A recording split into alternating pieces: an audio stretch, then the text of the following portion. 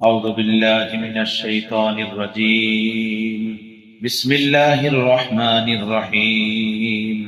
قل أعوذ برب الناس ملك الناس إله الناس من شر الوسواس الخناس الذي يوسوس في صدور الناس من الجنة والناس. صدق الله العظيم وصدق رسوله النبي الكريم ونحن على ذلك من الشاهدين والشاكرين والحمد لله رب العالمين.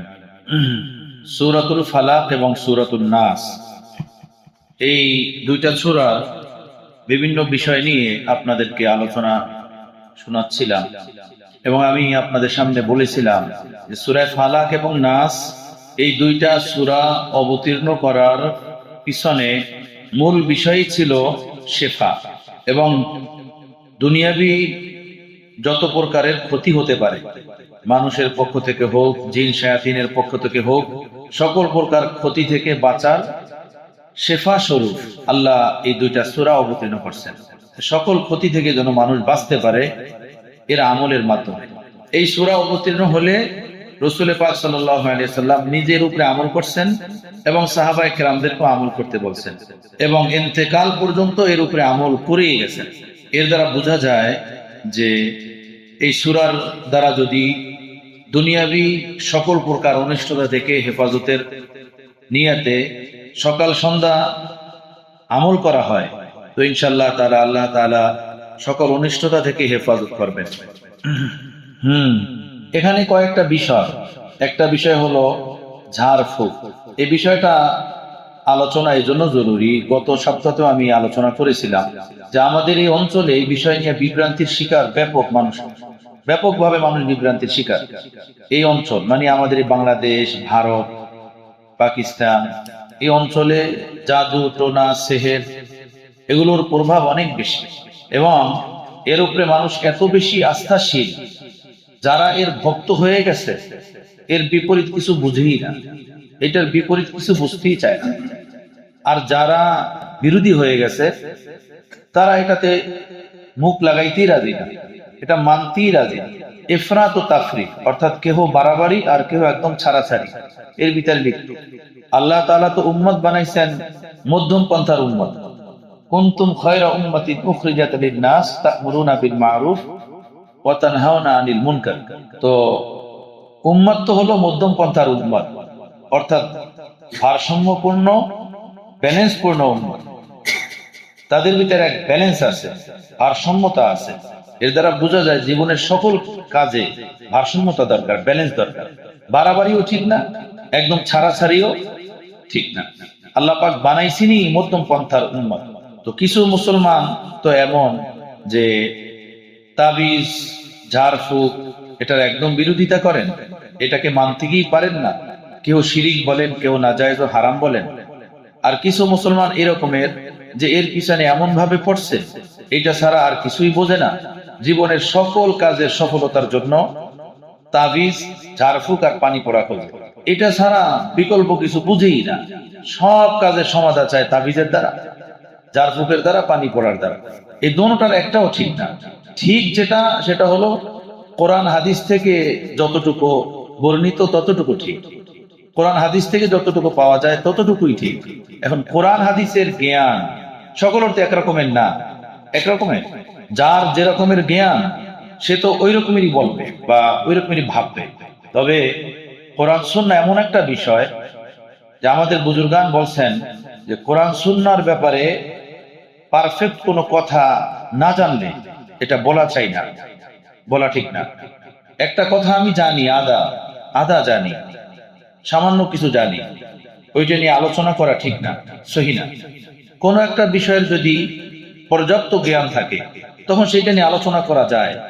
আমি একটা বিষয় শুনলাম আর এটার বিপরীতমুখী বিষয় আছে সেটা শুনলাম না, তখন তো বিভ্রান্তির শিকার হতে হবে। একটাই জানলাম আর একটা জানলাম না, তখন তো মতানক্যের ভিতরে পড়তে হবে। এজন্য কোরআন সুন্নাহের ব্যাপারে কোনো মত অভিমত ব্যক্ত করতে চাইলে ওই ব্যাপার নিয়ে পূর্ণাঙ্গ ইলম, পূর্ণাঙ্গ জ্ঞান অর্জন করা চাই, না হয় চুপ থাকা উচিত, একদমই চুপ থাকা উচিত।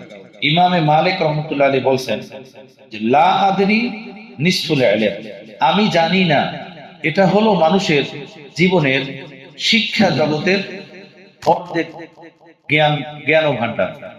যে আমি জানি না, শিক্ষা জগতের অর্ধেক জ্ঞান ও ভান্ডার হলো আমি কি জানি না। ইমাম মালিক রহমতুল্লাহ আলাইহিকে 36টা প্রশ্ন করছেন কোন ব্যক্তি, উনি ওর ভিতর থেকে 7-8টার উত্তর দিচ্ছেন, বাকি একটার উত্তর দেন। উনি বলছেন আমি জানি না, আমি জানি না।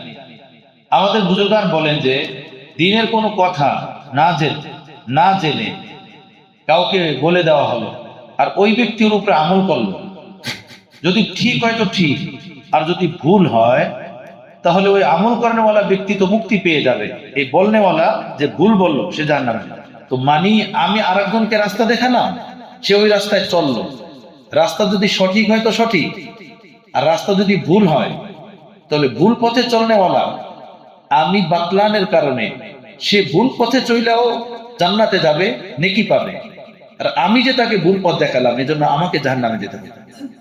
এজন্য আমাদের ওলামা মাশায়েখ মাসলা মাসাইল বলার ক্ষেত্রে অনেক ভয় পেতেন। আমরা যারা সাধারণ মানুষ, আমরা যেভাবে ঠাস ঠুস বোমের মতো একটা মেরে দেই, তাই না? ঠিক জ্ঞান, কোরআন হাদিসের জ্ঞান যার কাছে যত বেশি, সে মাসলা মাসাইল বলতে তত বেশি ভয় করে এবং সতর্ক থাকে। মাসলা মাসাইল বলে দিলাম, তার জন্য জান্নাতের রাস্তা উন্মুক্ত হলো, আর আমি যদি ভুল বলি তা আমার জন্য জাহান্নামের রাস্তা খুলে, আমার জন্য জাহান্নামের রাস্তা খুলে গেল। বোঝেন না কথা? কোরআন সুন্নাহের ব্যাপারে কোনো কথা বলতে গেলে যথেষ্ট পরিমাণের ইলম দরকার, বুঝ বুদ্ধি দরকার, যথেষ্ট পরিমাণের জ্ঞান নিয়ে কথা বলা দরকার। কিন্তু ম্যাক্সিমাম মানুষের অভ্যাস হলো এই উড়ন্ত কথা ধরে, এই পাশ থেকে একটা, ওই পাশ থেকে একটা, ওখান থেকে একটা, সেখান থেকে একটা, এভাবে নিয়ে তর্কে জড়ায় এবং নিজে কিছু বোঝে এমনটা বুঝাইতে চায়। বুঝতেছেন? রাসূল পাক সাল্লাল্লাহু আলাইহি সাল্লাম বলেন, মান কাযাবা আলাইয়া মুতাআম্মিদান ফাকাদ বাওয়া মাকআদাহু মিনান নার। যে ব্যক্তি কোন একটা কথা আমার দিকে নিসবত করলো, এই কথা বলে যে রাসূল পাক সাল্লাল্লাহু আলাইহি সাল্লাম বলেছেন আর আমি ওইটা বলি নাই, সে যেন নিজের ঠিকানা জাহান্নামে বানায়। আপনি চিন্তা করেন এটা কত বড় ভারী কথা, যে একটা কথা প্রিয় নবী বলেন নাই, আর কোন ব্যক্তি সে মুখ দিয়ে বলে দিল যেটা রাসূল পাক সাল্লাল্লাহু আলাইহি সাল্লাম বলেছেন। তো ডাইরেক্ট প্রিয় নবীর উপরে একটা মিথ্যা কথা না, মিথ্যা ইলজাম না, মিথ্যা অপবাদ না। তাওবা, আস্তাগফির, আস্তাগফির। এজন্য দিনের বিষয়, দিন এমন কোন সহজ বিষয় না যে আমি এটা নিয়ে ঝগড়াঝাটিতে লিপ্ত হব আর অন্যকে জান্নাতের পথে ডাকার জন্য নিজেকে জাহান্নামে নিয়ে যাব। সতর্ক থাকা দরকার, বহুত বেশি সতর্ক থাকা দরকার। দিনের কোন বিষয়ে পূর্ণাঙ্গ জ্ঞান না থাকলে সেই বিষয়ে মুখ খুলতে নাই, একদম মুখ খুলতে নাই। সাধারণ মানুষ তো সাধারণ মানুষ, কিন্তু যাদেরকে সমাজ, দেশ, দুনিয়া আলেম, মৌলভী, হুজুর হিসাবে জানে, এদের মধ্যেও বিশাল বড় এক জামাত এমন আছেন যাদের কোরআন সুন্নাহের মজবুত ইলম নাই, অত গভীরে তারা পৌঁছতে পারে না। এভাবে শুধু মানুষের মুখ থেকে নেওয়া, ফেসবুক থেকে নেওয়া, টিভি বিসিআর থেকে নেওয়া, পেপার পত্রিকা থেকে নেওয়া কথাগুলো মানুষকে শুনাইতে থাকে এবং বিভ্রান্তির শিকার হইতে থাকে। নিজেও বিভ্রান্তির ভিতরে পড়ে যায়, আরো মানুষকে বিভ্রান্তির ভিতরে ফালায়। এমনটা হওয়া চাই না, এমনটা ঠিক না। তো এই বিষয়টা নিয়ে এই জন্য আলোচনা জরুরি যে আমাদের এই অঞ্চলে ঝাড়ফুঁক, তাবিজ তোমার এগুলোর অনেক বেশি প্রচলন, মানুষ এটার অনেক বেশি ভক্ত, এর বিষয়ে মানুষ অনেক বেশি পড়ে যায়। তো একটা হলো ঝাড়ফুঁক আর একটা হলো তাবিজ তোমার, দুই জিনিস। ঝাড়ফুঁকের বিষয়টা তো গত সপ্তাহে আমি বলেছিলাম, তাবিজের কথাও কিছু বলেছিলাম, আবার এটা একটু পরিষ্কার করে বলার চেষ্টা করি, আল্লাহ তাআলা সহজ করেন। দেখেন, একটা হলো ঝাড়ফুঁক করা, কাউকে কোনো কিছু পরে ফু দেওয়া, যেটা তার শরীরে হোক, পানিতে হোক, তেলে হোক বা কোনো খাবারে হোক, এই যে ঝাড়ফুঁক, এই আমল তো রাসূল পাক সাল্লাল্লাহু আলাইহি সাল্লাম থেকে প্রমাণিত, এতে তো কোনো সন্দেহ নাই। আর এটা কোরআন দ্বারা প্রমাণিত। খুদ এই দুইটা সূরা, সূরা ফালাক এবং নাস, এটার অবতীর্ণ হওয়ার কারণ আমি আপনাদেরকে বলেছি যে ইহুদি বংশের লাবিদ ইবনে আসাম প্রিয় নবীর উপরে যখন জাদু করলো, তো আল্লাহ তাআলা প্রিয় নবীর এই শারীরিক সুস্থতার জন্য, জাদু টোনার ক্ষতি থেকে বাঁচার জন্য এই দুইটা সূরা অবতীর্ণ করলেন এবং আল্লাহ নবীকে এই দুইটা সূরা পড়তে বলা হলো। আল্লাহ নবী এই দুইটা সূরা পড়তেন, সাহাবায়ে কেরামকেও পড়তে বলছেন এবং এইটা পড়ে আল্লাহ নবী নিজের শরীরে ফু দিতেন, নিজের শরীর ছাড়তেন, নিজের শরীর মুছতেন। তাহলে এর দ্বারা স্পষ্ট বোঝা যায় ঝাড় ফুঁক, ঝাড়া, মোছা, ফু দেওয়া এটা কি বৈধ, তাই না? এটা বৈধ। তো গত সপ্তাহে যে আমি হাদিস শোনাইছিলাম আপনাদেরকে, আল্লাহ নবী বলছেন আমার উম্মতের মধ্যে 70,000 লোক এমন হবেন যারা জান্নাতে যাবে, তাদের ভিতরে 4টা গুণ থাকবে। 4টা গুণ বিশিষ্ট মানুষ জান্নাতে যাবে, তাদের কোনো প্রকারের হিসাব কিতাব হবে না, কোনো প্রকারের হিসাব কিতাব ছাড়া তারা জান্নাতে চলে যাবে। এমন 70,000 মানুষ আমার উম্মতের ভিতরে থাকবে। সেই 70,000 মানুষ যাদের হিসাব কিতাব হবে না, হিসাব কিতাব ছাড়া জান্নাতে যাবে, তাদের ভিতরে গুণ থাকবে 4। 1 নম্বর, লা ইস্তারকুনা, তারা ঝাড়ফুঁক করবে না, ঝাড়ফুঁক। 2 নম্বর, যারা লোহা গরম করে শরীর দাগাবে না চিকিৎসার জন্য, 2 নম্বর। 3 নম্বর, কুলক্ষণ নিবে না, বদশুকনি কুলক্ষণ এটা নিবে না। বিড়াল দেখলো, কাক দেখলো, পেঁচা দেখলো, পেঁচা ডাকে রাত্রে বেলা, কাক ডাকে, এই রকমের কোন বিষয়ে দ্বারা সে কুলক্ষণ নিবে না, 3 নম্বর। 4 নম্বর হলো সকল কাজে সকল ক্ষেত্রে আল্লাহ পাকের উপরে ভরসা করে, আল্লাহর উপরে তাওয়াক্কুল করে, আল্লাহর উপরে তার ভরসা। এই 4 গুণ যার ভিতরে থাকবে তারা ওই 70,000-এর অন্তর্ভুক্ত হবে এবং হিসাব ছাড়া জান্নাতে চলে যাবে। তো এখন হাদিস বলতেছে যে হিসাব ছাড়া জান্নাতে যাবে তারা কারা? যারা ঝাড়ফুঁক করবে না। আর এখানে তো কোরআন অবতীর্ণ হয়েছে ঝাড়ফুঁক করার জন্য। আল্লাহ নবীকে কোরআন বলতেছে যে আপনি এটা দিয়ে ঝাড়েন, এটা আমল করেন। আর আল্লাহ নবী এটা দিয়ে ঝাড়তেন, নিজের শরীরে ফু দিতেন এবং ইন্তেকাল পর্যন্ত আমল করছেন। তাহলে হাদিসে বলতেছে ঝাড়ফুঁক করবে না, আর কোরআন বলতেছে ঝাড়ফুঁক করবে। দুইটা বিষয় সাংঘর্ষিক হয়ে গেল না? সাংঘর্ষিক কিনা? তাহলে কি বোঝা গেল? যেখানে একটা কিন্তু আছে, একটা বিষয় আছে। কোরআনে পাকের দ্বারা বোঝা যায় ঝাড়ফুঁক করা যাবে, আর ওই যে হাদিস, ওই হাদিসের দ্বারা বোঝা যায় ঝাড়ফুঁক করা যাবে না। তাহলে বিষয়টা কি? তো শোনো, বিষয়টা হলো এই যে জাহিলিয়াতের জমানায় মুশরিকিনরা এই ঝাড়ফুঁক করত, নানান প্রকারের ঝাড়ফুঁক। সেই ঝাড়ফুঁকের ভিতরে 1 নম্বর খারাপই ছিল যে ওই ঝাড়ফুঁক কি তারা একমাত্র শেফা এবং সুস্থতার কারণ মনে করত। নাউজুবিল্লাহ। তারা তো মুশরিক ছিল, আল্লাহ পাকের উপরে তাদের কোনো আস্থা বিশ্বাস ছিল না। ওই ঝাড়ফুঁকটাকেই মনে করত যে শেফা দেনেওয়ালা। তো আকীদাতান এই শিরকিয়া আকীদা, এটা যে ঝাড়ফুঁকি তাকে সুস্থ করবে, সুস্থতা দেনেওয়ালা তো যার আল্লাহ। কোরআনে পাকেতে হযরত ইব্রাহিম খলিলুল্লাহর কথা উল্লেখ আছে যে ওয়াইদা মারিজতু ফাহুয়া ইয়াশফিন, আমি যখন অসুস্থ হই আমার আল্লাহ আমাকে শিফা দেন। শিফা তো আল্লাহর পক্ষ থেকে, সুস্থতা আল্লাহর পক্ষ থেকে। কিন্তু মুশরিকিনরা যে ঝাড়ফুঁক করত, এই ঝাড়ফুঁকের ক্ষেত্রে তারা যেহেতু মুশরিক ছিল, মূর্তি পূজা করত, এজন্য তাদের আকীদা ছিল যে এই ঝাড়ফুঁকই হলো একমাত্র শেফার বস্তু। নাউজুবিল্লাহ। 1 নম্বর কারণ। 2 নম্বর, এই ঝাড়ফুঁকের ভিতরে তারা এমন বাক্য ব্যবহার করত যে বাক্যগুলোই ছিল শিরকিয়া, শিরকিয়া কথাবার্তা, যে মন্ত্র তারা পড়তো, যে কথা তারা ঝাড়তো।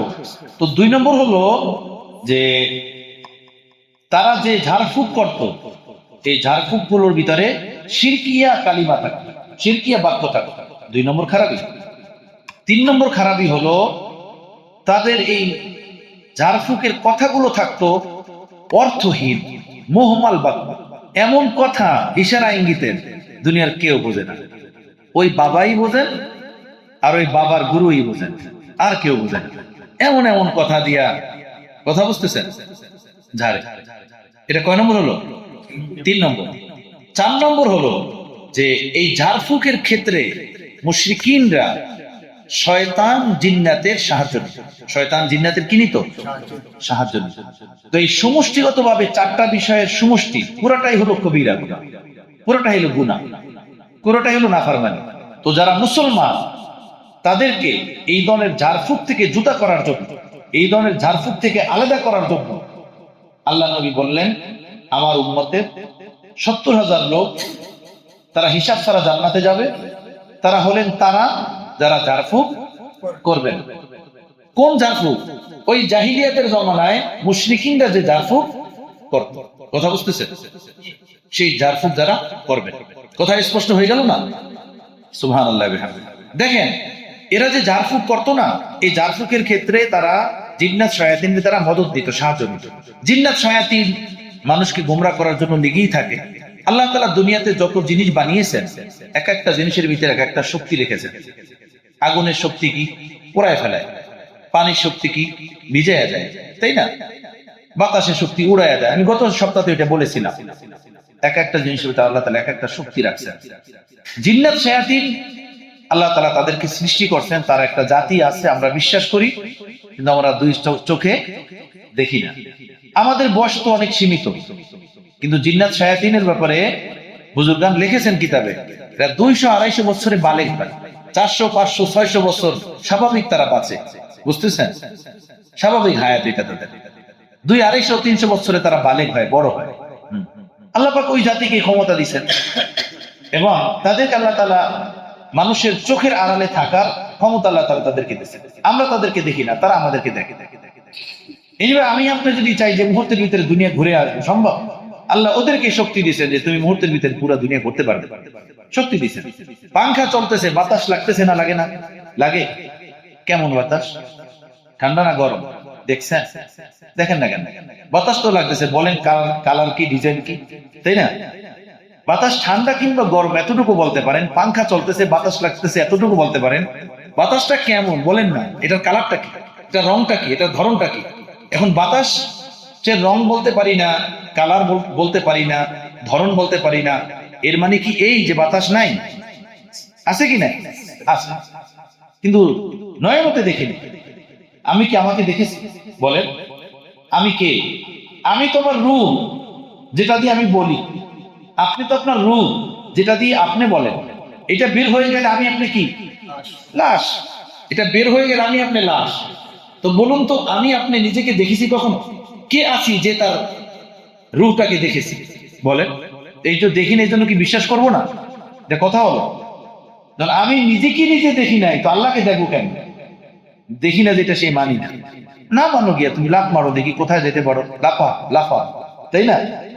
আল্লাহকে তো বিশ্বাসই করেছি না দেখে, জান্নাতকে বিশ্বাসই করি না দেখে। তুমি নিজেকে দেখছো নি, আল্লাহকে দেখতে চাও। নিজেকে দেখলে বলো তোমার রূহটা কেমন? গলা কালা, মিঠা, রঙিন, গোলাপি, তাই না? কি কালার? সুবহানাল্লাহ বিহামদিহি, সুবহানাল্লাহ। জিন্নাত শায়াতিন আছে, দেখি না। কিছু মানুষই আছে এমন করে এটা বিশ্বাস করি। তো জিন্নাত শায়াতিনের কথা আল্লাহ কোরআনে পাকের ভিতরে বলছেন। তুমি দেখবা না তো বিশ্বাস করবা না। এই দুনিয়াতে হাজারো জিনিস আছে যেটা না দেখে মানুষ বিশ্বাস করে। বলেন, কানাডা, বর্তানিয়া, আমেরিকা, কত রাষ্ট্র আছে। আমরা কি সফর করছি? দুই নয়নে দেখেছি, কিন্তু দুনিয়াতে এরকমের রাষ্ট্র আছে এটা বিশ্বাস করি কি করি না? তো নয়নে তো দেখি নাই। মানুষের শোনা কথা তো বিশ্বাস করি নেই, সেটা কিভাবে মানি? তো বিষয়টা আদৌ এরকমের না। দেখবো না তো মানবো না, তা না। জিন্নাত শায়াতিন একটা জাতি আল্লাহ সৃষ্টি করেছেন। তাদেরকে আল্লাহ পাক এমন কিছু শক্তি দিয়েছেন যেটা আমাকে আপনাকে দেন নাই। তার এই শক্তি আছে, মুহূর্তের ভিতরে সে দুনিয়া ঘুরিয়ে আসবে। জিন্নাত শায়াতিন মানুষকে গোমরাহ করে। কিছু মানুষের ভিতরে যে ভালো মানুষ আছে, মন্দ মানুষও আছে। জিন্নাত শায়াতিনের ভিতরেও ভালো জিন আছে এবং মন্দ জিন আছে। মন্দ যেগুলো, এগুলো মানুষকে কষ্ট দেয়, মানুষকে জ্বালায়, মানুষকে। জিনের ভিতরে কাফের জিন আছে। কাফের জিনেরা মানুষকে কাফের কুফরিয়া বাক্য করাইয়া কাফের হওয়ার দিকে আহ্বান করে, ডাকতে থাকে। এই জিন্নাত শায়াতিন অনেক সময় মানুষকে গোমরাহ করার জন্য এই ধরনের তাবিজ, তোমার ঝাড় ফুঁক, বাবা, গুরু, ঠাকুর, মাকুর যারা আছে না, এদের কাছে আসে। এদের কাছে এসে বলে, আমি যে কথাগুলো তোমাকে শিখিয়ে দিব, এটা যদি তুমি বলো তাহলে আমি তোমাকে তোমার কাজে কাজে সাহায্য করব, তোমার কঠিন কঠিন কাজ আমি করে দেব। কথা বুঝতেছেন? এখন ওই ব্যক্তির উপরে যদি আল্লাহর পাক্কা আস্থা না থাকে, বিশ্বাস না থাকে, সে যদি মুসলমান না হয়, মুমিন না হয়, তো সে দুনিয়া কামানের জন্য, অর্থ কামানের জন্য, পদলোভের জন্য, ভক্ত বাড়ানোর জন্য সে শয়তানের ওই কথাগুলো বলবে, শয়তানের কালিমাগুলো পড়বে। এরপরে শয়তান তার ওই কাজগুলো করে দিবে।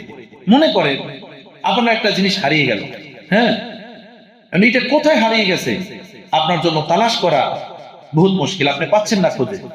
পুরো গ্রাম, পুরো মহল্লা, পুরো শহর আপনি কতক্ষণে খুঁজবেন বলেন? এটা কি সম্ভব? কিন্তু জিন্নাত তো মুহূর্তের ভিতরে খুঁজে বাইর করে দিতে পারে, বাইর করে আপনার হাতে ধরাই দেবে। কথা বুঝতেছেন? ওই যে আপনি ওর শিরকিয়া কালিমাগুলো পড়লেন, কথাগুলো মানলেন, এজন্য আপনার কাজে সে কি করতেছে? সাহায্য করতেছে। সে ওই খুয়ানো জিনিসটা এনে দিবে। অনেক সময় এমন হয় এই জিন্নাত শায়াতিন কোনো বাচ্চার উপরে সওয়ার হয়, মহিলার উপরে সওয়ার হয়, মহিলাকে জ্বালায়। এরপরে ওই শয়তান জিন ও এসে ওই আমেলকে বলে যে তুই এই কালিমা পয়রা ফুদে, তাহলে ওর ভিতর থেকে এই জিনটা চলে যাবে। এই কালিমা তো দেখা গেল ওই কালিমাগুলো এমন কালিমা যেটি শিরকিয়া কালিমা, শিরকিয়া বাক্য, শয়তানের শেখানো বাক্য। কথা বুঝতেছেন? তো সে ওই কালিমা পড়ে ওইটা ফু দিলে দেখা যায় ওই জিনগুলো তার থেকে চলে যায়। আর মানুষ মনে করে আল্লাহ কত কামেল মানুষ, হ্যাঁ, কত দরবেশ মানুষ। জাহিলিয়াতের জমানায় মুশরিকিনরা এই রকমের জিন্নাতকে নিজেদের তাবে হস্তগত বানানোর জন্য তারা জংলা ঝাড়ে গিয়ে সাধনা করে। এটা এখনো আছে হিন্দুদের মাঝে, হিন্দু খ্রিস্টানদের মধ্যে ব্যাপক আছে এখন। তারা জংলা ঝাড়ে গিয়ে, পাহাড়ে গিয়ে, গুহায় গিয়ে, মন্দিরে বসে বছর বছর সাধনা করে। কথা বুঝতেছেন? সাধনা করে কিছু পাওয়ার জন্য, কিছু নেওয়ার জন্য। এই লোকগুলোর কাছে শয়তান যায়, জিন যায় মানুষের আকৃতিতে, কখনো কখনো মানুষের আকৃতি ছাড়া, গিয়ে দূর থেকে আওয়াজ দেয়, এই তুই এগুলো কর, তুই যা বলবি তাই হয়ে যাবে, তুই এটা কর, আমি তো সব কাজ করে দেব।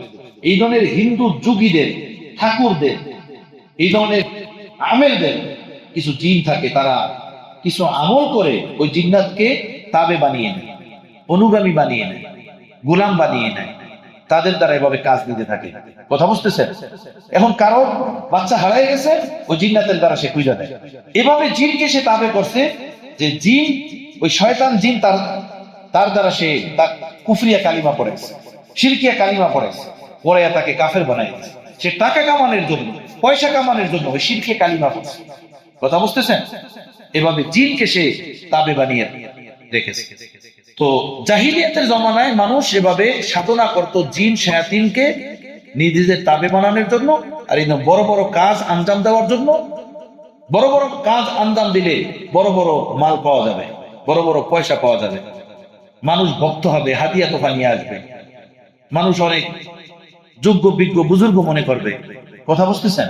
অথচ এই তাবিজ দিয়ে অথবা ঝাড়ফুঁক দিয়ে কাউকে সুস্থ করা, কেউ ভালো হয়ে যাওয়া, বা কারো হারিয়ে যাওয়া জিনিস এনে দেওয়া, সন্তান হারিয়ে গেল সেটাকে ধরে আনা, এর মধ্যে বুজুর্গির কোনো সম্পর্ক নাই, এর সাথে দিনের কোনো সম্পর্ক নাই। বুজুর্গি দিনের সম্পর্ক তো নাই, বরং এর সাথে ইমানের কোনো সম্পর্ক নাই। একটা কাফেরও যদি সাধনা করে সেটা অর্জন করতে পারবে, একটা কাফের বেঈমানও যদি এই পথে সাধনা করে সেটা অর্জন করতে পারবে। হাকিমুল উম্মত মুজাদ্দিদে মিল্লাত হযরত মাওলানা আশরাফ আলী থানভী রাহমাতুল্লাহ আলাইহির খলিফা হযরত মাওলানা মসিউল্লাহ খান জালালাবাদী রাহমাতুল্লাহ আলাইহি, ওনার ঘটনা। ওনার কাছে একজন এসে বলল, হুজুর, আমাদের ওই পাড়াতে এক হিন্দু যোগী আছে, সে মানুষকে তাবিজ তোমার দেয়, আর তার অবস্থা হলো এই যে যে কেউ তার সামনে যায়, যে তার দিকে চোখ ফেলে তাকায় আর ওই লোক বেহুশ হয়ে বসে এরকম। হযরত মসিউল্লাহ খান জালালাবাদী রাহমাতুল্লাহ আসলেই বাস্তব? বলে হ্যাঁ বাস্তব। যে কেউ যেতে থাকে ওনার কাছে তাবিজ আনার জন্য, পানি পড়ার আনার জন্য, তো ওনার দিকে যদি ভাবে চোখ উঠায় তাকায় না ওই হিন্দু যোগী, তো ওই বেহুশ হয়ে পড়ে যায়, ঠাস মাটিতে পড়ে যায়। হযরত জালালাবাদী রাহমাতুল্লাহ বলেন, আমিও যাবো দেখ কেমনে পড়ে, কেমনে। উনি গেলেন, গিয়ে দূরে দাঁড়িয়ে দেখলেন যে মানুষের বিশাল বড় ভিড়, অনেক বড় লাইন। আর যেই ওই যোগীর কাছে যায়, উনি এভাবে চোখ উঠায় দেখেন আর এভাবে ধারাম করে বেহুশ হয়ে পড়ে যায়। কি রে ভাই, কি বিষয়? অনেকক্ষণ পর্যন্ত ভাবলেন যে পরে কেন, কি বিষয়টা হলো।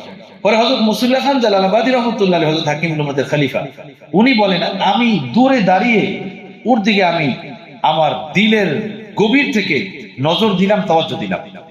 আমি যখন গভীরভাবে নজর এবং তওয়াজ্জুহ দিলাম, ওই হিন্দু যোগী চেয়ার নিয়ে উল্টে পিছনে পড়ে গেছে, দাঁড়ান করে একবার একদম পিছনে পড়ে গেছে। আমি ওখান থেকে ভাইয়া বলছি, দে তো, ও আমারে ফালাবে কি, আমি ওরে ফালাইয়া এসে বললাম। আমি ওখান থেকে গিয়ে একজন সুযোগ পেলাম, হাকিমুল উম্মাত মুজাদ্দিদুল মিল্লাত হযরত মাওলানা শাহ আশরাফ থানভী রাহমাতুল্লাহ আলাইহিকে এই ঘটনা বললাম। ওনার শাইখ হযরত এইসা ওয়াকিয়া হওয়া হযরত জালালাবাদী রাহমাতুল্লাহ ভাবছেন এমনটা যদি বলি তো হযরত দোয়া দিবেন, খুশি হবেন যে তুমি দিছো এক হিন্দু যোগীরে ডলা, ভালোই করছো। হযরত থানভী সাথে সাথে বলেন, আপনি ক্যা ক্যা এক বাচকানা হরকতে আপনি কি, হ্যাঁ আপনি এটা কি করলেন? আপনি বাচ্চাদের মতো একটা কাজ করলেন। ও যা করতেছিল হিন্দু যোগী, আপনি কেন এভাবে ওর দিকে নজর দিলেন আর ও চেয়ার টিয়ার নিয়ে উল্টে পড়লো? এটা আপনি ঠিক করেন না, আপনার তওবা করা চাই। আপনার তওবা করা। শেখ তো শেখের নজরে দেখেন, তাই না? শেখ শেখের নজরে দেখেন। আজব মামলা। হ্যাঁ, মীর সাহেব রহমতুল্লাহ আলাইহি বলছেন, শেখকে নিজের নজরে দেখতে নাই, শেখকে শেখের নজরে দেখতে চাই। এটা আমি কেমনে বুঝাবো?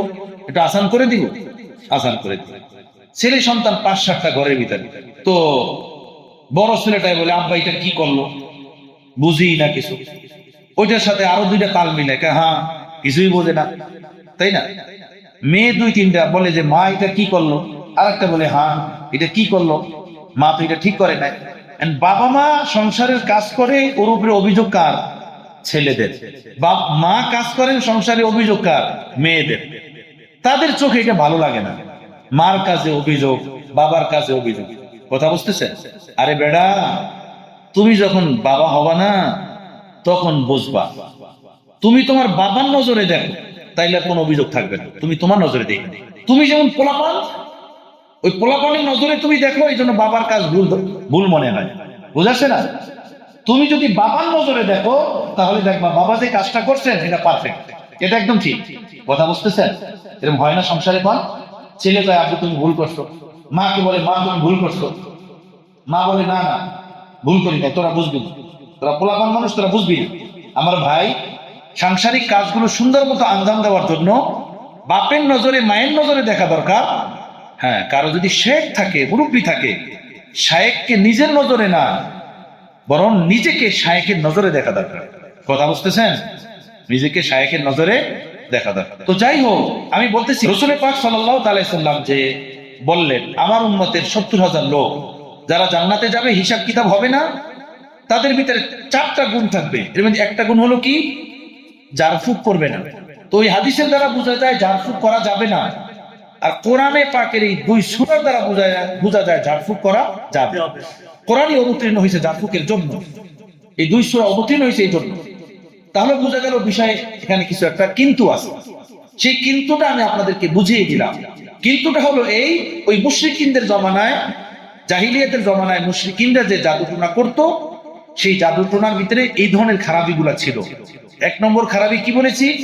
যে ওই জাদুটোনা, ওই ঝাড়ফুকরি ওরা শেফার একমাত্র কারণ মনে করে, 1 নম্বর। 2 নম্বর, ওই ঝাড়ফুকের ভিতরে যে বাক্যগুলো ব্যবহার করতো, সেই বাক্যগুলো থাকতো শিরকিয়া বাক্য, শিরকিয়া কথাবার্তা।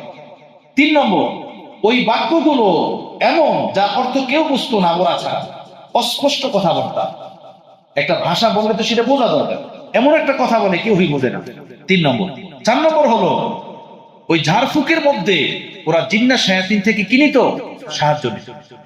আর সাহায্য এইভাবে নিত, যেটা আপনাদেরকে আমি বললাম, যে দুনিয়া কামানোর জন্য, মানুষকে ভুক্ত বানানোর জন্য এরা জঙ্গলা ঝাড়ে, পাহাড়ে, গর্তে লম্বা লম্বা সাধনা করত, যা আজকেও হিন্দুরা এবং বিভিন্ন খ্রিস্টানরা বিভিন্ন জায়গাতে করতে থাকে, জিন্নাত শায়াতিনকে নিজেদের তাবে ও গোলাম বানানোর জন্য এবং তাদের দ্বারা বড় বড় কাজ আঞ্জাম নেওয়ার জন্য।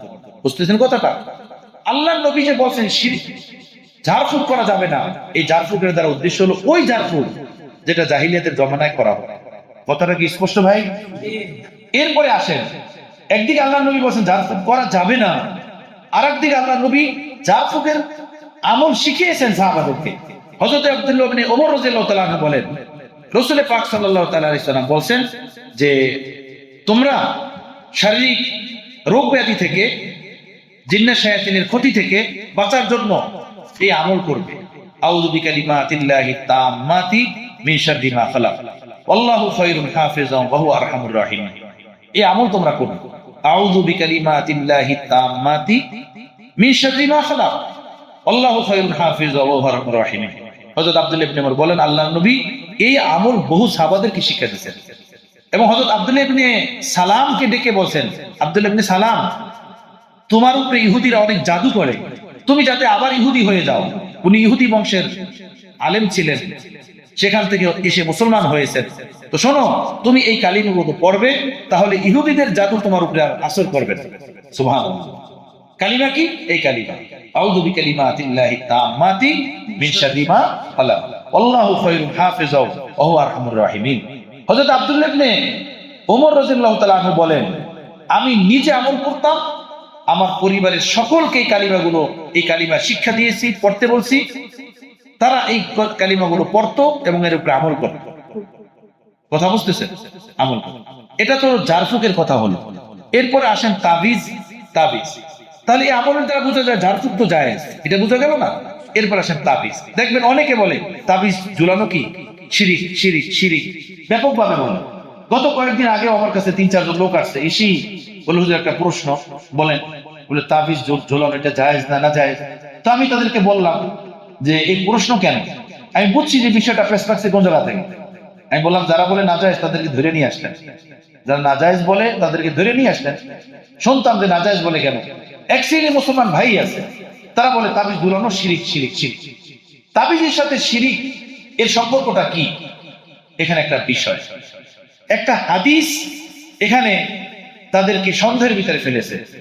আর সন্দেহে ফেলেছে এই জন্য যে হাদিসের ব্যাখ্যা, তর্জমা, অনুবাদ তারা বুঝে নাই। ইন্নার রুকা ওয়াত-তামাইমা ওয়াত-তাওয়ালাতা শিরকাতুন। রুকিয়া তো ঝাড়ফুঁক, সেটা তো বললাম। তামাইমা এই শব্দটা হলো পেশ লাগাইছে। এই তামাইমা কাকে বলে? তামাইমা শব্দটা উর্দু ফার্সিতে এটার কোনো তাহকিকি, এই শব্দের কোনো অনুবাদ নাই উর্দুতে, ফার্সিতে, বাংলাতে। কিছু নাখান্দা মানুষ গলত এবং ভুলবশত এটা অনুবাদ করছে তাবিজের দ্বারা। কি দ্বারা? তাবিজের দ্বারা।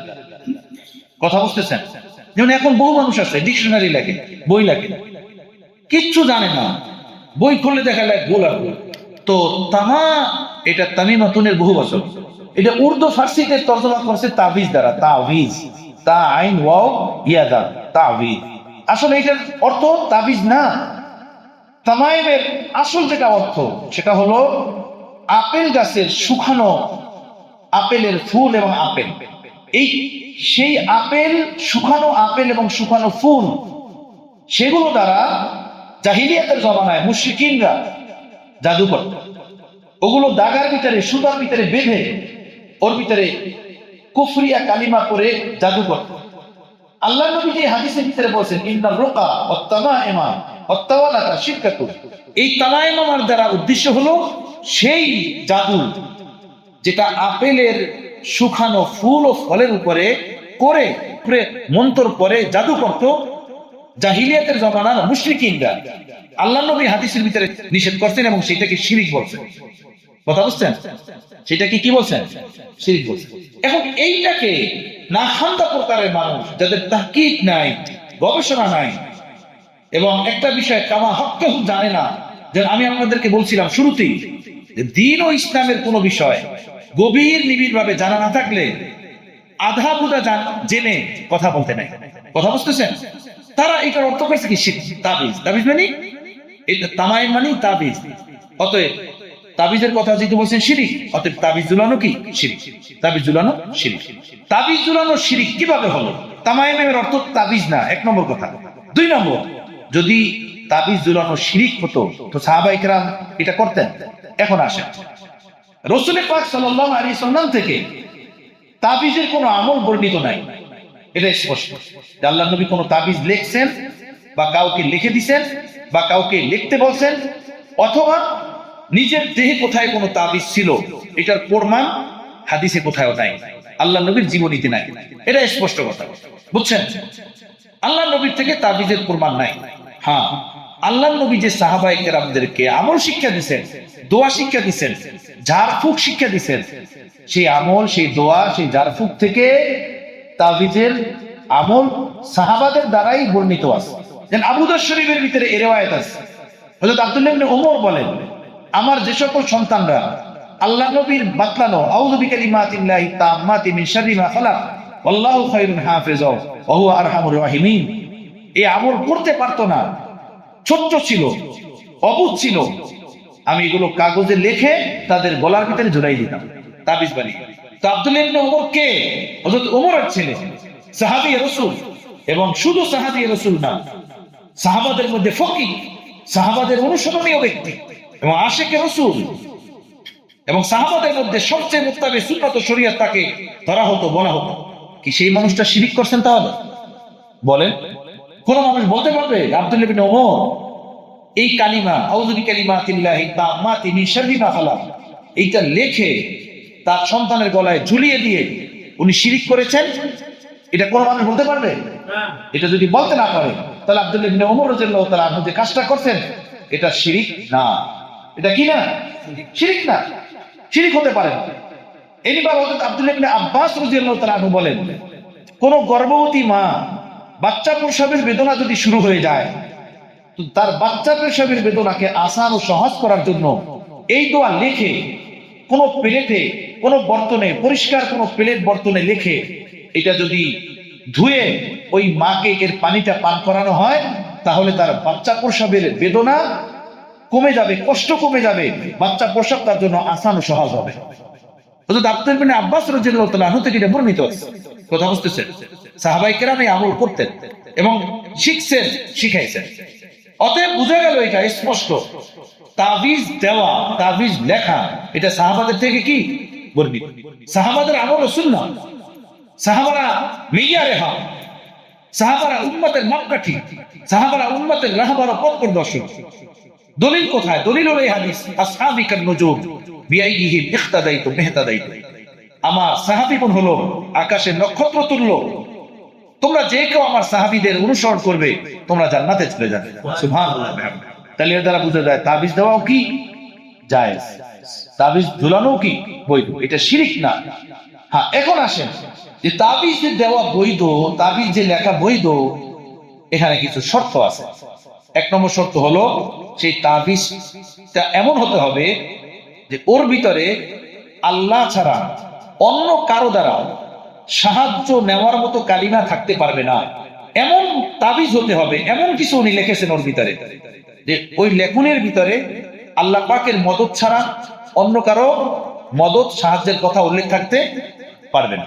যেমন হিন্দু যোগীরা এবং মুশরিকিনরা যে তাবিজ তোমার লিখতো, ওর ভিতরে এভাবে লেখা থাকতো, সাহায্য চাই অমুক অমুক অমুক থেকে, সেই অমুককে এত অমুক কারারে ভাই, সেটা হলো তাদের দেবতা, তাদের কালিমা, তাদের অমুক জিন তমুক জিন। কথা বুঝতেছেন? তাদের কাছ থেকে সাহায্য চাই, আল্লাহকে ছেড়ে। এই রকমের কোন বাক্য থাকতে পারবে না। ওই তাবিজের ভিতরে এমন বাক্য থাকতে হবে যার ভিতরে সাহায্য শুধু আল্লাহ পাকের কাছে চাওয়া হয়েছে। কথা বুঝতে পেরেছেন? এক নম্বর কথা।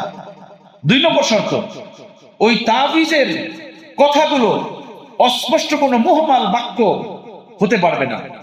অস্পষ্ট মুহমাল বাক্য, যার কোনো অর্থ নাই, যার কোনো অর্থ বোঝা যায় না, কোরআন সুন্নাহ বা আকাবের আস্তাফের ভাষায় যার কোনো অর্থ নেই, এমন কোন বাক্য হতে পারবে না।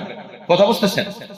দুই নম্বর শর্ত। তিন নম্বর শর্ত, এই তাবিজ লেখা দেওয়া এর মাঝে জিন্না শায়াতিনের কোনো আশ্রয় সে নিতে পারবে না। জিন্না শায়াতিনের কে তাবে করে তাদের দ্বারা কোনো সাহায্য নিতে পারবে না, সাহায্য নিয়ে কাজ করতে পারবে না। বুঝতেছেন? এগুলো উলামায়ে কেরাম লিখেছেন, যা আমি আপনাদেরকে শোনাচ্ছি। এইভাবে যদি কোরআন ও সুন্নাহ থেকে, সাহাবায়ে কেরামদের থেকে, আকাবের আসলাফ থেকে বর্ণিত, যোগসূত্রের সাথে বর্ণিত আসা তাবিজ কেউ লেখে, কেউ কাউকে দেয়, সেটা ব্যবহার করা যাবে, সেটা শিরক না। এখন একটা বিষয় হলো, তাবিজ গলায় ঝুলানো, হাতে ঝুলানো, কোমরে ঝুলানো, কখনো তারা বলে যে এটা পানিতে ফালান, এটা অমুক রাস্তায় গাড়েন, এটা কবরস্থানে গাড়েন, এমনটাও বলে না? বলে। এই তাবিজ দেনেওয়ালা যদি মুওয়াহহিদ হয়, মুমিন হয়, আলেম হয়, আর তার এই আমলের দ্বারা মানুষের উপকার হয়, ফায়দা হয়, তাহলে করতে কোনো ক্ষতি নাই। ওর ভিতরে যে লেখনী গুলো, যেগুলো কোরআন সুন্নাহ থেকে বর্ণিত, আকাবের আসলাফের কিতাব থেকে বর্ণিত, কথা বুঝতেছেন? হ্যাঁ, এটা অভিজ্ঞতার আলোকে এটা পাওয়া গেছে, অভিজ্ঞতার দ্বারা, যে এই তাবিজটা যদি পানিতে ফেলানো হয় তাহলে এই ফায়দা হবে, এই তাবিজটা যদি কবরস্থানে গাড়া হয় তাহলে এই ফায়দা হবে। এটা গাড়তে কোনো সমস্যা নাই, যখন তার আকীদা ও বিশ্বাস থাকবে শেফা দেনেওয়ালা জাত আল্লাহ, সুস্থ করেনেওয়ালা জাত আল্লাহ। কথা বুঝতেছেন? কোন এর ভিতরে সমস্যা নাই। যেটা সমস্যা সেটা হলো ওই আকীদাগত বিষয়, ওর ভিতরে লেখনী ওই কালিমাগুলো বিষয়। আমি কি আপনাদেরকে কিছু বুঝাইতে পারলাম? জানি না এরকমের বিস্তারিত আলোচনা কখনো শুনছেন কিনা। এখন ঝাড়ফুঁক শুনলেন, তাবিজ শুনলেন, এখন এরূপে বিনিময় নেয়, টাকা নেয়। কথা বুঝতেছেন? টাকা নেয়। এক নম্বর কথা হলো, এই সমস্ত ঝাড়ফুঁক এটাকে পেশা বানানো, এটা সহি না। এটাকে বাণিজ্যিক সিস্টেমে নিয়ে আসা, এটা সহি না। এটা বাণিজ্যিক সিস্টেমে মুশরিকিনরা করতো। এটা দুনিয়া কামানের একটা হাতিয়ার বানিয়ে এনেছে। সেই দুনিয়া কামানের জন্য তারা জিন্না শায়াতিনকে নিজেদের কবজায় নিয়েছে। কথা বুঝতেছেন? সেই জন্য আমাদের বুজুর্গান বলে, যারা এই তাবিজ তোমারের দোকান খুলে বসে, তাদের মাকসাদই হলো দুনিয়া পয়সা কামানো, পয়সা নেওয়া। এই বড় অঙ্কের মোটা অঙ্কের পয়সা পাওয়ার জন্য তখন তাদের কোনো আমল আখলাক কোনো কিছু ঠিক থাকে না। এই জন্য যত আমেল আছে, হাজার না লাখের ভিতরে একটা দুইটা এমন পেতে পারেন যে ভালো সুন্দর, না হয় লাখের ভিতরে একদম লাখই এমন যাবে, তো বলবে যে মার মারছে, জাদু করছে, জিন্নাত আসর করছে, দূর থেকে নজর করছে, আপন মানুষরা আপনাদের খেয়ে ফেলছে, শেষ করে ফেলছে, এই হয়েছে। যারা এর দোকান খুলে বসছে, কথা বুঝতেছেন, তাদের ভাষাই হলো এটা, তাদের চরিত্রই হলো এটা। যারা দোকানদারি করে তাবিজ তোমারের, তাদের চরিত্রই এটা, স্বভাবই এটা। এই জন্য আমাদের বুজুর্গান বলেন, এই দোকানদারি করা, এটার পেশা বানানো, এটা সহি না। শুধু সহি না, হাকিম ও উম্মাত মুজাদ্দিদ মিল্লাহ মাওলানা শাশাফি থানভী রাহমাতুল্লাহ আলাইহি বলতেন, যারা তাবিজ তোমারের দোকানদারি করবে, এটাকে পেশা বানিয়ে নিবে, এটা আয় রোজগারের মাধ্যম বানিয়ে নিবে, তাদের অন্তরে আল্লাহ পাকের গভীর নিবিড় মহব্বতের দৌলত থাকবে না, এটা শেষ হয়ে যাবে। নিসবত মা আল্লাহর দৌলত তাদের অন্তরে থাকবে না, ঈমানের নূর তাদের নিভে যাবে। ঈমানের, এটা বড় একটা বিষয়। এজন্য আমার পীর মুর্শিদ রাহমাতুল্লাহ আলাইহি কঠিন ভাবে বলছেন, আমার যারা মুরিদিন, আমার সাথে যারা সম্পর্কে থাকে, তারা কেউ তাবিজ তোমারের কাজ করতে পারবে না। কঠিন ভাবে নিষেধ করা যাবে না, এটাকে পেশা বানিয়ে কেউ করতে পারবে না, কঠিন ভাবে নিষেধ। এখন হলো যারা পেশা বানিয়ে দোকানদারি করে, জায়েজ কিনা জায়েজ? হ্যাঁ জায়েজ। যেমন ডিসপেন্সারি থেকে ওষুধ কিনা খাওয়া জায়েজ, এটাও একটা জায়েজ। তাদের জন্য এইটা নেওয়া হারাম না, যদি তারা ন্যায় সঙ্গত ভাবে কিছু করে। একজন মানুষ অসুস্থ, তার শেফার জন্য কিছু করলো, তার সুস্থতার জন্য করলো, তো ন্যায় সঙ্গত ভাবে নেওয়া এটা কি জায়েজ। এটা না পাইকারি করে যে কাউকে বলে দেওয়া, আপনার উপরে জিন্নাত জাদু করছে, আপনার উপরে দূর থেকে নজর করছে, আপনার ছেলের উপরে বান মারছে, মেয়ের ক্ষতি করে রাখছে, বিবাহ আটকে রাখছে। আজব মোহাম্মদ, বিবাহ কারো আগে হবে, কারো পরে হবে। কথা বুঝতেছেন? এমনটা হবে। ব্যবসা কারো ভালো হবে, কারো মন্দ হবে। না, ব্যবসা ভালো না তো কেউ জাদু করছে, কেউ ক্ষতি করছে, কেউ বান মারছে। বাচ্চা একটা শুকিয়ে যেতেছে, অসুস্থ হয়েছে, সাথে সাথে খেয়াল হবে যে মনে হয় কে জানি ক্ষতি করছে। আর এদের কাছে গেলেই এরা এই কথাই বলবে, আর বলবে আপনার কাছের মানুষ করছে। এটা পাওয়া যাবে না, আমানতদার কথা পাওয়া যাবে না। তো এটা কেন বললা যে কাছের মানুষ করছে?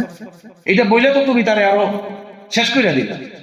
কাছে তো তার 10 জন থাকে, যদি একজনের নাম বলে দিতা তো একজনের উপরে সে সন্দেহ করত, একজন কি নিয়ে ভাব। এখন কাছে তার মামু থাকে, বাইগনা থাকে, চাচা থাকে, ফুপি থাকে, খালা থাকে, পাড়া প্রতিবেশী থাকে, এখন সবাই উপরে তার সন্দেহ। এমনই করছে, এমনই করছে, এ টেরা চোখে তাকায়, এদের উল্টা চোখে তাকায়, ওনার সাথে ঝগড়া হয়েছিল, আরে ভাই হয়ে গেছে। কথা বুঝতেছে? এইটা নিয়ে মানুষ ভাবে, তাই না? তো যাই হোক, এটা হলো এর উপরে অর্থ বিনিময় নেওয়ার একটা বিষয় বললাম। এখানে আর একটা বিষয়, সেটা হলো ঝাড়ফুঁক আর তাবিজ, এই দুইটার মধ্যে আসল কোনটা আর নকল কোনটা? ঝাড়ফুঁক এবং তাবিজ। ঝাড়ফুঁক এবং তাবিজের ভিতরে আসল হলো ঝাড়ফুঁক। কথা বুঝতেছেন? কোনো কিছু পরে ফু দেওয়া, নিজের শরীরে আমল করা, এটা হলো আসল। তাবিজ এটা হলো নকল। এটা হলো ওই ব্যক্তির জন্য যে বোবা, যে মূর্খ, যে শিশু, যে পড়তে পারে না, করতে পারে না, যে জানে না, তার জন্য হলো তাবিজ। আসল হলো পড়া, আসল হলো পড়া, এটা পড়তে হবে। আমার ভাইয়েরা, এটা আমরা স্মরণ রাখি, এই জিনিসগুলো আমরা ইয়াদ রাখি। এই জিনিসগুলোর ভিতরে এত না পড়া যে এটা ছাড়া কিছুই বুঝে আসে। হ্যাঁ, আমাদের বুজুর্গানে দিন বলেন, একজনে যদি সারা জীবন তাবিজ লেখে, এর ভিতরে কোনো সে নেকি পাবে, কোনো নেকি নেই, কোনো সব নাই। কিন্তু এর বুকের যে তার মুসিবত পেরেশানি আসছে, 2 রাকাত নামাজ পড়ে আল্লাহর কাছে দোয়া করলো, তার ঈমান বৃদ্ধি পাবে, সে তার উপরে সওয়াব পাবে, নেকি পাবে, সুস্থতা তাকে আল্লাহ তাআলাই দিবেন। রাসূল পাক সাল্লাল্লাহু আলাইহি ওয়াসাল্লাম সাহাবাদেরকে আসল আমল এইটাই শিক্ষা দিয়েছেন। বিপদে আপদে মুসিবতে আল্লাহর দিকে রুজু হও, আল্লাহকে ডাকো, আল্লাহকে বলো, আল্লাহকে শোনাও। আমাদের অবস্থাটা কি? বাস তাবিজ আর তাবিজ, আমেল আর আমেল, সারা দুনিয়ার আমেল বুইটা খাইছে, এরপরে নৈরাশ। এখন বলে ভাই দোয়া করি, আল্লাহ বলছে। এই দোয়াটা আপনি আগেই করতেন, তাহলে আল্লাহর সাথে গভীর নিবিড় এক বন্ধন হতো, সুন্নতে রাসূল ও সুন্নতে সাহাবা আদায় হতো। বুঝাচ্ছে ভাইয়েরা? এই হলো সংক্ষিপ্ত তাবিজ, ঝাড়ফুঁক এবং বর্তমান সমাজের পরিস্থিতি নিয়ে কিছু আলোচনা করলাম। তো তাবিজ এমন কোনো বিষয় না যে এটার পিছনে পড়ে থাকতে হবে, সব বিষয়ে এইটার দ্বারাই আমাকে সাহায্য নিতে হবে, এমন একদম বিষয় না। হ্যাঁ, যদি কখনো প্রয়োজন হলো, আল্লাহ সকলকে হেফাজত করুক, কখনো জরুরত হলো আর এরকম কোনো ভালো মানুষ পাওয়া যায়, সে কোরআন সুন্নাহ মতো ঝাড়ফুঁক করেন, কোরআন সুন্নাহ মতো তাবিজ দেন, তার কাছ থেকে পানি পড়া নেওয়া, তেল পড়া নেওয়া অথবা কোনো তাবিজ নেওয়া, এটা কোনো দূষণীয় না, যখন আমার আকীদা বিশ্বাস সহি থাকবে যে আসল মুয়াসসিরে হাকিকি আল্লাহ তাআলার জাত, আসল শিফা দেনেওয়ালা আল্লাহ তাআলার জাত। বুঝাচ্ছে না ভাইরা? হ্যাঁ, প্রয়োজনে এটার দ্বারা সাহায্য নেওয়া যেতে পারে, কিন্তু এইটাই যে সাহায্য আর এর পিছনে হামেশা পড়ে থাকা, এটা ঠিক না। আর যে সকল মুসলমান ভাইরা এই ঝাড়ফুঁক করেন, তাবিজ তোমার লাগান, আর তাদেরকে একদম শিরকির ভিতরে লিপ্ত, হারামের ভিতরে লিপ্ত, এইটা বলে একদম ঈমান থেকে বের করে তাদেরকে জাহান্নামের রাস্তায় পৌঁছে দেওয়া, এটাও কি না? এই হলো পূর্ণাঙ্গ চিত্রটা, যেটা আমি আপনাদেরকে সংক্ষিপ্ত আকারে বোঝানোর চেষ্টা করলাম। আল্লাহ তাআলা আমাদেরকে তৌফিক দেন, হক ও ন্যায় বুঝার তৌফিক দান করেন। وآخر دعوانا الحمد لله رب العالمين والصلاة والسلام على سيد المرسلين وعلى آله وأصحابه أجمعين. ربنا ظلمنا أنفسنا وإن لم تغفر لنا وترحمنا لنكونن من الخاسرين. اللهم هادينا مهتدين غير ضالين ولا مضلين، سلما لأوليائك وحربا لأعدائك، نحب بحبك من أحبك ونعادي بعداوتك من خالفك من خلقك.